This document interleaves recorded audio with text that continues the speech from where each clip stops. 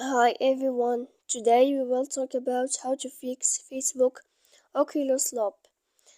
To know how to fix or how to solve Facebook Oculus loop, you should just go to settings like this. You will click. After that, in this page, you will go to apps, default apps, app settings. When you will see this list, you will go down to find the application of Facebook and you will enter.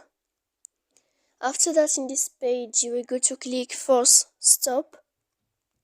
When you will end this, you will enter to storage. After that, in this page, you will go to click clear cache, and then you will go to click clear data. And after all that, you can update your application.